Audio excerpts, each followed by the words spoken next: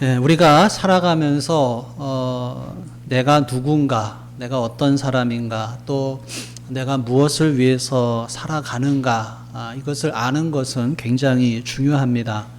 그런데 많은 사람들이 그것을 모르고 어떤 때는 생각할 여유조차 없이 그냥 살아가고 있죠. 사실 요즘 얼마나 바쁩니까? 할 일도 많고 볼 것도 많고, 그러니까 생각할 여유도 없이 그냥 살아가고 있습니다.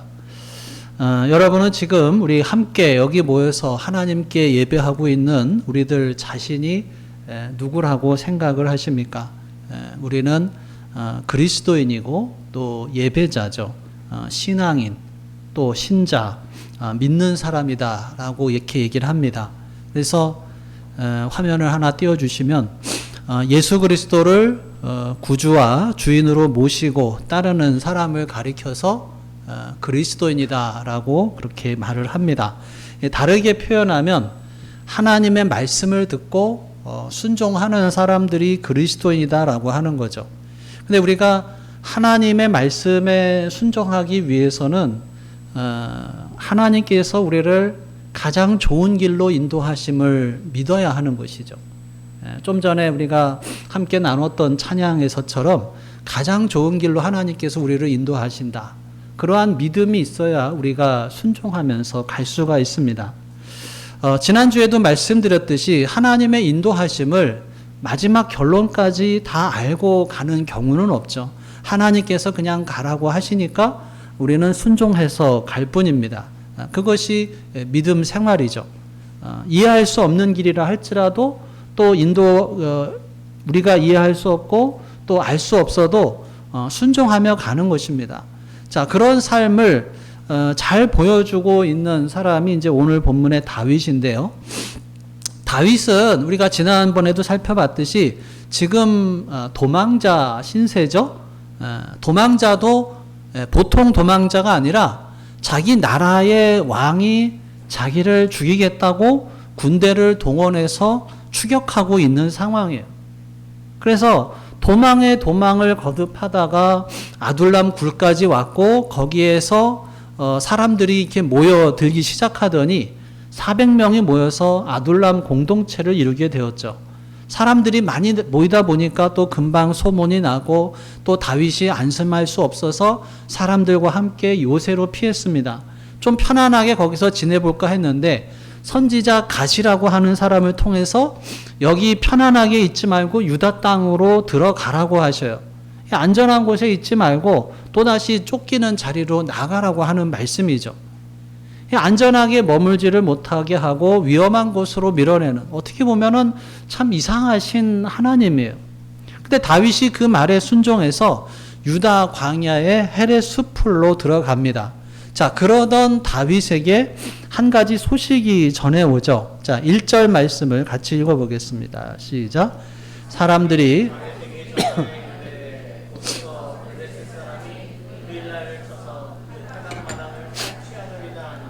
예. 자, 유다 남쪽에 있는 그일라를 블레셋이 공격해서 취했다는 소식이 들려온 거예요. 자, 이럴 때 보통 사람 같으면 뭐라고 할까요? 그래서 어쩌라는 거예요? 지금 내 코가 석자인데 그게 나하고 뭔 상관이냐? 내가 뭐 지금 이스라엘의 장군도 아니고 나는 그냥 쫓기는 도망자일 뿐인데.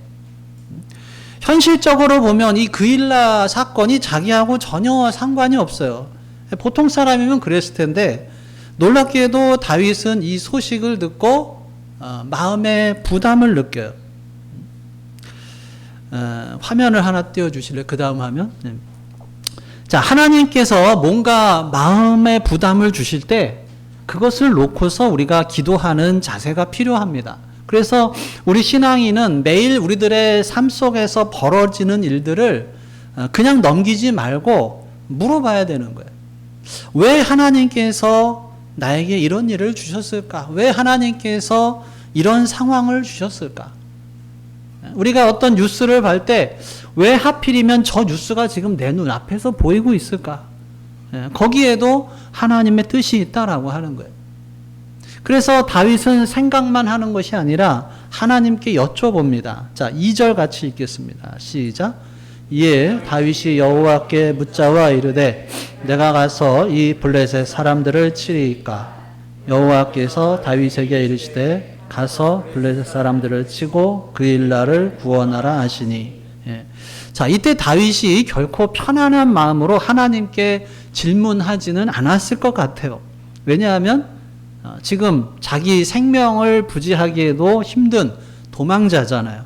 많은 사람들이 왔고 자기한테 이 사람들을 지키는 것도 힘들고 바쁜데, 근데 그 일날에 가서 블레셋과 싸워라. 이건 정말 말도 안 되는 거예요. 그래서 아마 여쭤볼 때도 설마 아니겠지 하는 마음으로 하나님 아니죠? 이렇게 물어봤을 것 같아요. 근데 하나님께서는 맞아. 이렇게 대답하시는 거예요. 우리도 그럴 때가 있어요. 하기 힘든 일인데 하나님께서 마음에 부담을 주시면서 자꾸 하라는 방향으로 몰아가셔요. 그럴 땐 우리도 역시 그건 말도 안 된다 그렇게 생각하고 질문을 해요. 아니, 하나님 저한테 이런 상황에서 저 사람을 사랑하라는 게 말이 됩니까? 아니, 저보고 저 사람을 용서하라니요. 내가 피해자인데. 그런 식으로 자꾸 부담을 주실 때가 있어요. 안 하고 싶은데 자꾸 생각이 나고 부담이 되고, 또 뭐 경제적으로 넉넉하지 않은데 힘든 사람이 자꾸 눈에 들어와요. 왠지 그 사람을 좀 도와주라고 그래요. 요즘에 뭐 돈도 별로 없는데 내가 이런 거 어떻게 해요? 그럴 때 우리가 기대하는 대답이 뭐예요? 하나님께서 그래, 네 형편도 어렵지, 나중에 해, 안 해도 돼. 그렇게 하면 얼마나 좋겠는데. 다윗도 어떻게 보면 그런 심정으로 하나님 블레셋을 쳐야 될까요? 했는데 속으로는 아니겠지, 내가 지금 가서 뭘 치기는 뭘 쳐. 그런 식으로 물어봤을 거라는 거예요. 근데 놀랍게도 하나님의 대답은 뭐예요? 그래, 가서 네가 그 일날을 구원하라는 거예요. 자, 3절 읽겠습니다. 시작. 다윗의 사람들이 그에게 이르되 보소서, 우리가 유다에 있기도 두렵거든 하물며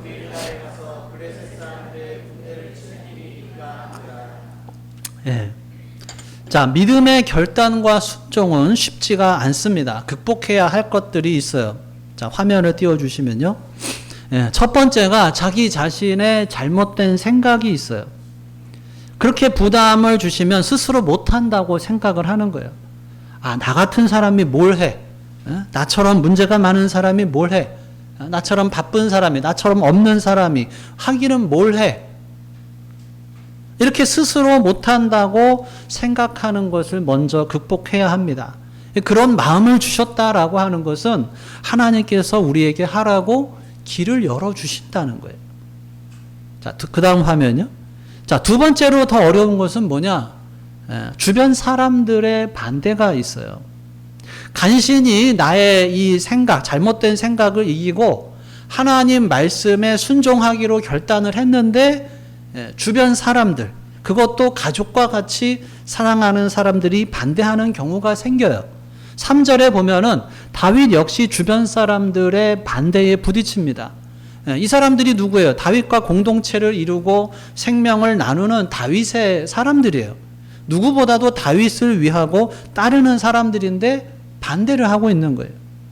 그들의 말을 가만히 보면 일리가 있어요. 지금 이곳 유다에서도 잡힐까봐, 쫓아올까봐, 사울이 쫓아올까봐 가슴 졸이면서 살고 있는데 그 일나라로 가서 거기에 있는 블레셋 군대와 맞서 싸운다. 이거는 자신들의 위치를 노출시키는 것이고 너무 위험하다는 거예요. 자, 4절 읽어보겠습니다. 시작. 다윗이 여호와께 다시 묻자온대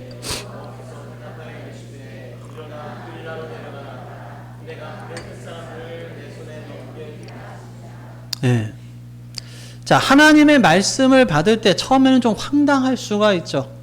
아니, 지금 상황에서 어떻게 저런 일을 하라고 보여주시나? 어떻게 이런 상황에서 이런 일을 하라고 하실까?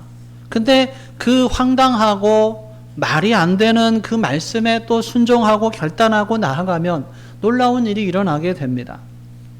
엄청난 변화가 일어나게 돼요. 하나님께서는 우리를 결코 괴롭히시지 않습니다. 오히려 우리를 위해서 그렇게 하라고 하셔요. 처음에도 말씀드렸듯이 하나님이 하시는 일의 결말을 우리가 다 볼 수가 없습니다. 그래서 우리는 이해하지 못할 때가 많아요. 하나님은 우리가 못 보시는 그 뒤에서도 역사하시기 때문에 그런 것조차 놀랍게 인도하신다는 것입니다. 우리가 보통은 살아갈 때 어떻게 살아가요? 삶의 분주함에 쫓겨서 살아가요. 바쁜 일 처리하고 그냥 그렇게 살다 갑니다. 나 혼자 편안하게 잘 먹고 잘 살고 그러다가는 사실 아무런 의미 없는 인생이 돼요. 하나님께서는 그런 우리들의 인생을 의미 있게 만들고 싶어 하셔요. 그래서 때로는 마음의 부담도 주시고 때로는 헌신의 결단도 촉구하셔요. 그래서 하나님께서 말도 안 되는 말씀을 주시면서 하라고 할 때 자꾸 마음의 부담을 주실 때 우리에게 필요한 것은 머리로 생각하면서 아이 저건 아니지 그런 것이 아니라 필요한 것은 믿음으로 결단하고 또 순종하는 것이 필요하다는 거예요. 뭐 그렇다고 맹목적인 믿음으로 무조건 하라는 것이 아니라 하나님이 주시는 것을 느끼고 깨달으라는 것이죠. 자, 5절 같이 읽어볼까요? 시작. 다윗과 그의 사람들이 그일라로 가서 블레셋 사람들과 싸워 그들을 크게 쳐서 죽이고 그들의 가축을 끌어오니라. 다윗이 이와 같이 그일라 주민을 구원하니라. 예, 다윗이 젊은데도 참 보면 리더십이 있어요. 먼저 이 그일라 소식을 듣고 기도를 했어요. 하나님 어떻게 할까요? 그랬더니 하나님께서 가라 싸워라 그들을 구원해라. 그랬더니 주변 사람들이 안 된다고 그래요. 그때 안 되긴 뭘 한데 내가 응답 받았어. 나를 따르라 이런 게 아니라 존중하면서 다시 한번 하나님께 여쭤보는 거예요. 하나님 정말 맞는 거예요?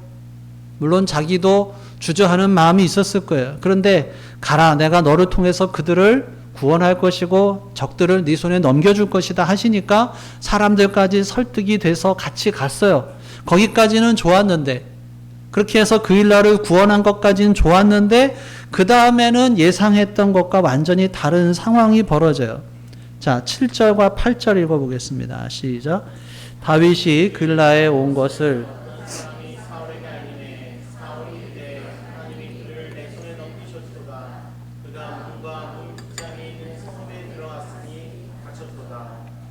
사울이 모든 백성을 군사로 불러 모으고 그일라로 내려가서 다윗과 그의 사람들을 애워싸려 하더니 다윗이 그일라를 구했다는 소식을 누군가가 전해주니까 사울이 기뻐서 외쳐요.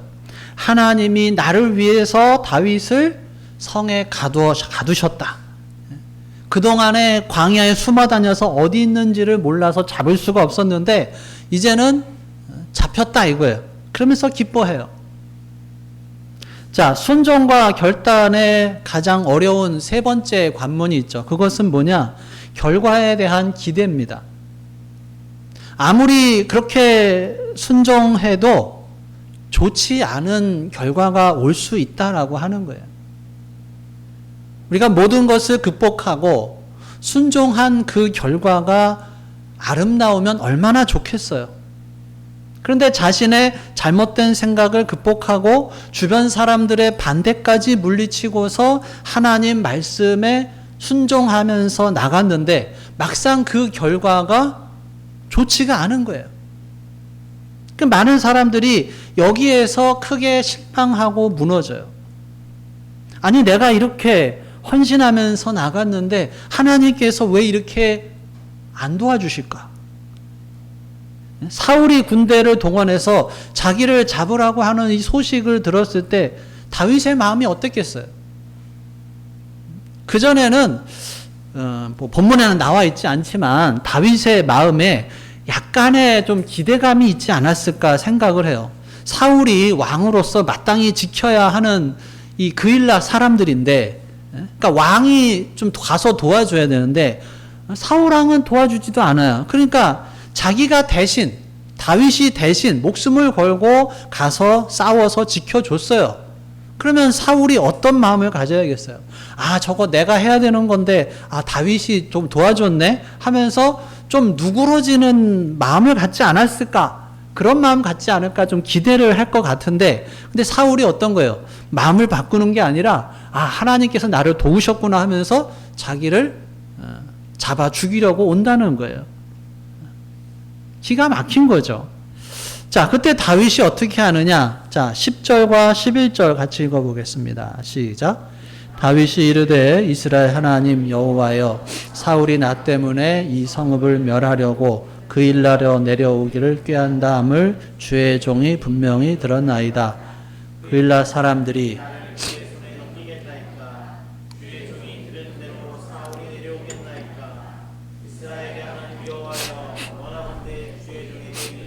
소서하니 여호와께서 이르시되 그가 내려오리라 하신지라. 다윗이 하나님께 물어요. 사울이 저를 잡으러 내려올까요? 하나님의 응답이 뭐예요? 그가 내려올 것이다. 사울이 분명히 치러 올 것이다. 이 하나님의 응답은 다윗이 기대했던 그 결과하고는 전혀 다른 거예요.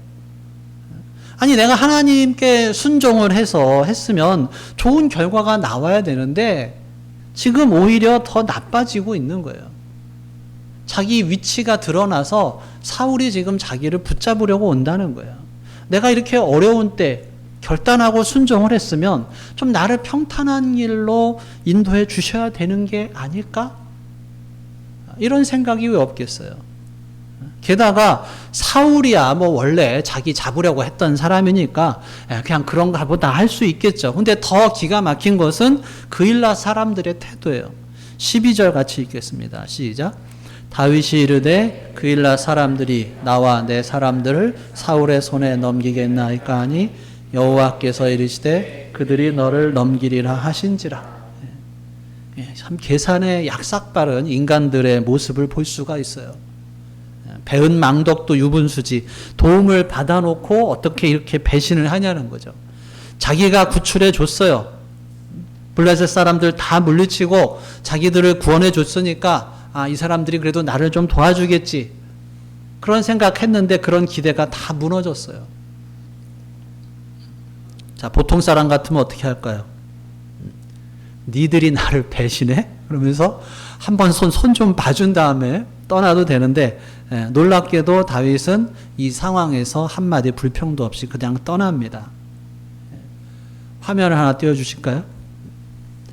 자, 사랑하는 여러분, 사람은 사랑의 대상일까요? 의지의 대상일까요? 그 다음 화면, 사람은 의지의 대상이 아니고 사랑의 대상이에요. 내가 사랑해줘도 언제든지 또 얼마든지 나를 배신할 수가 있어요. 그래서 사람은 의지의 대상이 아니에요. 근데 하나님은 우리를 배신하지 않으셔요. 그래서 하나님께서는 이렇게 사람을 의지하지 말고 오직 하나님만을 의지하도록 다윗을 훈련시킵니다. 자, 13절 읽겠습니다. 시작. 다윗과 그의 사람 600명 가량이 일어나 그일라를 떠나서 갈 수 있는 곳으로 갔더니 다윗이 그일라에서 피한 것을 어떤 사람이 사울에게 말하매 사울이 가기를 그치니라. 자, 처음에 말도 안 되는 하나님의 말씀을 듣고 순종할 때 분명히 다윗에게는 기대감이 있었을 거예요. 내가 이렇게 순종하면 하나님께서 상황을 좋게 바꿔주시겠지. 그런데 여전히 쫓기는 신세, 어떻게 보면 더 나빠졌어요. 배신까지 당하고 도망자의 삶이 계속됩니다. 우리도 그런 생각할 수 있어요. 어려운 형편 중에 봉사도 하고 헌금도 하고 좀 그러면은 경제적인 사정이 좀 나아지지 않을까 기대할 수 있어요. 물론 그렇게 될 수도 있지만 그렇지 않은 경우가 더 많아요. 그럴 때도 실망하지 않고 계속 하나님을 믿고 신뢰하면서 살아갈 수 있는가? 성경이 그것을 우리에게 묻고 있습니다. 또 내가 이렇게 정말 속상하고 억울한 가운데서 하나님께서 먼저 용서하라고 하는 마음을 주시니까 내가 그 사람 용서하고 잘해주면 그 사람도 나를 잘 받아주겠지 하고 기대하고 그 사람한테 나아갔는데 뭐 진짜 잘 받아줄 수도 있어요. 그런데 오히려 그와 반대가 될 수도 있어요. 받아주기는커녕 더 못되게 굴고 더 쌀쌀맞게 더 자기가 기가 살아가지고 더 쌀쌀맞게 대할 수도 있어요. 과연 그럴 때도 실망하지 않고 포기하지 않고 계속 용서하면서 사랑할 수 있겠냐라고 하는 거예요. 우리가 하나님 말씀에 순종할 때 기억해야 할 것은 무엇을 기준으로 순종하느냐. 우리가 나한테 이 순종하는 것이 나한테 이익이 되느냐 손해가 되느냐 계산에 의해서 순종한다. 그러면 두 번 생각할 것도 없어요. 다윗도 그걸 생각했으면 가만히 그냥 숨어 지내야 됐어요. 근데 그렇게 되면 어떻게 돼요? 그일라 백성들은 추수한 곡식을 다 뺏기고 한 해를 그냥 고통 가운데 살아가는 거예요. 다윗이 광야에서 숨어서 살고 있습니다. 결코 좋은 삶이 아니에요. 순종의 결과가 당장에 좋지 않을 수 있어요. 그렇지만 우리가 또 하나 순종할 때 놓치지 말아야 할 것은 뭐냐? 하나님께서는 우리를 가장 좋은 길로 인도하신다는 거예요. 이것을 믿을 수 있기를 간절히 바랍니다. 14절 같이 읽어보겠습니다. 시작. 다윗이 광야의 요새에도 있었고 또 십광야 산골에도 머물렀으므로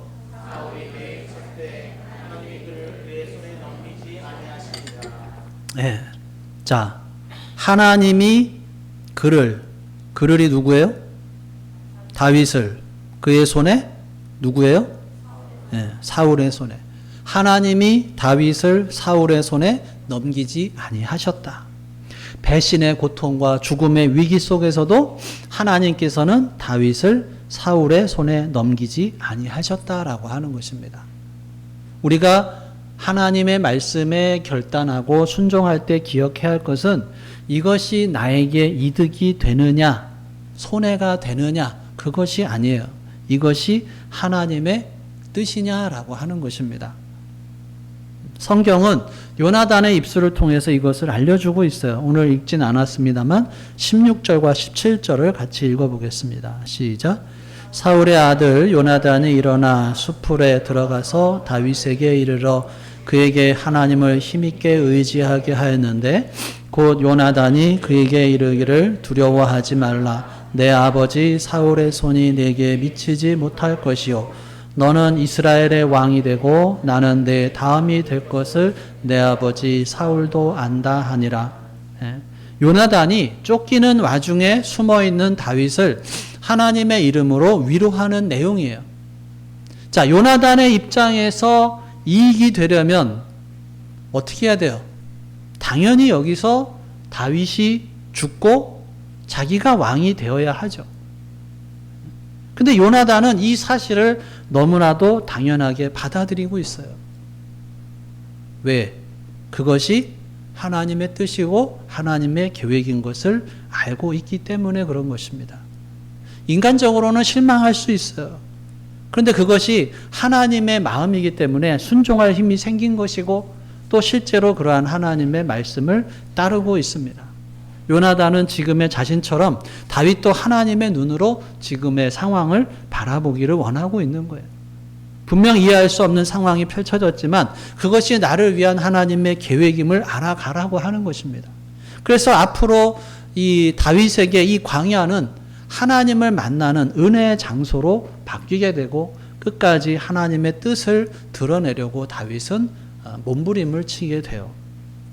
사랑하는 여러분, 이렇게 보면 오늘 말씀의 현장에 있는 이 다윗의 형편, 우리하고 어떻게 보면 많이 비슷하죠. 왜 하나님 저한테 이런 삶을 주셔요? 왜 좋은 것이 아니라 왜 어려움을 자꾸 주세요? 이게 우리들의 마음의 현 주소일 수도 있습니다. 왜 내가 순종했는데 상황은 점점 더 안 좋아져요? 근데 하나님께서 우리를 악한 자의 손에 넘겨주시지 않으실 뿐더러 하나님은 결코 우리를 배신하시지도 않고 우리를 버리시지도 않으신다라고 하는 것입니다. 어떤 형편, 어떤 처지에서도 하나님의 말씀에 순종하는 사람은 하나님께서 반드시 책임져 주신다는 거예요. 그리고 귀하게 사용하신다는 거예요. 다윗이 순종해서 나아가서 사울에게 쫓겼지만 결과는 어떻게 된 거예요? 하나님이 다윗을 사울의 손에 넘기지 아니하셨다라고 하는 것입니다. 그리고 그 다윗을 하나님께서 훈련의 과정을 거쳐서 크게 사용하셨다라고 하는 것입니다. 사랑하는 여러분, 여러분 모두가 하나님의 뜻을 묻고 순종하는 하나님의 사람이 될 수 있기를 간절히 바랍니다. 하나님께서 책임져 주시는 인생, 하나님께 귀하게 쓰임받는 그런 삶을 살아갈 수 있기를 주님의 이름으로 축원합니다. 기도하겠습니다.